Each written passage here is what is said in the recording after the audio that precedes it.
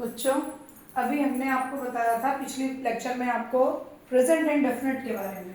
अब present indefinite आपका उसी तरीके से प्रेजेंट इंडेफिनिट में क्या होता है, प्रेजेंट इंडेफिनिट में जो प्रेजेंट की या पिछली जो यूनिवर्सल ट्रूथ हो गई और प्रेजेंट की कुछ ऐसी आदतें जिनको आप बदल नहीं सकते हो, उस तरीके की हैबिचुअल एक्शन प्रेजेंट में आते थे। उसमें जो एडवर्ब यूज होते थे वही एडवर्ब आपके पास्ट इंडेफिनिट में भी यूज होंगे।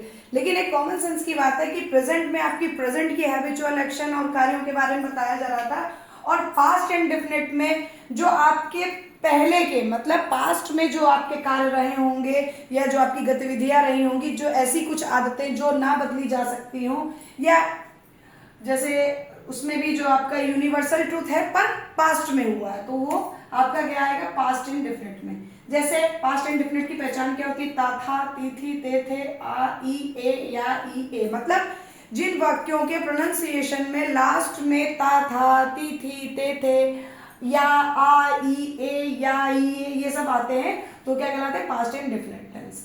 तो क्या होता है, ये डिनोट करते हैं पास्ट की आदतों को।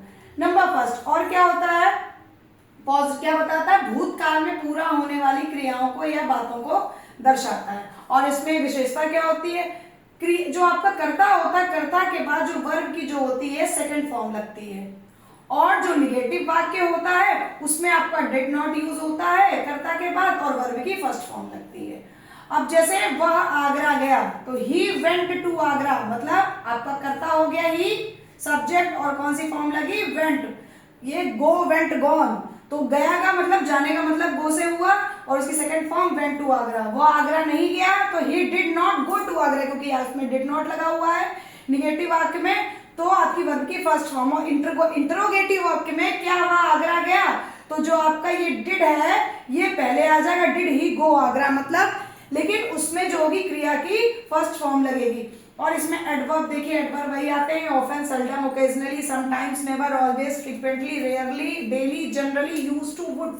बस एक चीज ध्यान रखिएगा, इसमें थोड़ा सा डिफर है, यूज्ड टू और वुड के प्रयोग में वर्ब की फर्स्ट फॉर्म आती है।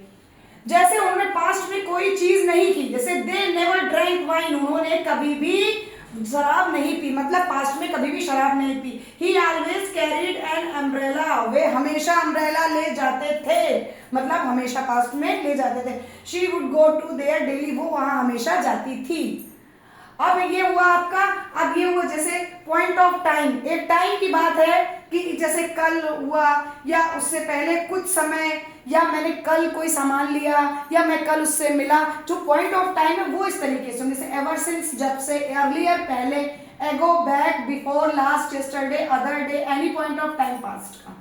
आप प्रेजेंट आपका जो सिंपल पास्ट जिसमें कोई पॉइंट टाइम दिया हो तो कैसे आप डिनोट करेंगे, तो उसका जो पहला एक वाक्य पूरा होने को दर्शाते हैं। जैसे एक वाक्य अगर पहला पूरा हो चुका है तो उसे कैसे करेंगे, उसका पहला वाक्य बनेगा प्रेजेंट परफेक्ट में, फिर आप वहां पे पॉइंट ऑफ टाइम मतलब जैसे गो बैक है, यस्टरडे है, लास्ट है, ये आप लिखोगे, तो ये किस तरीके से बन जाएगा सिंपल पास्ट, मतलब जो टाइम है वो लास्ट में है। जैसे I met your brother yesterday, तो ये सेंटेंस गलत है, मैं आपके भाई से कल मिला, तो आप क्या करोगे, I have met your brother yesterday, मतलब मैं आपके भाई से कल मिल चुका था या मिल चुका हूं।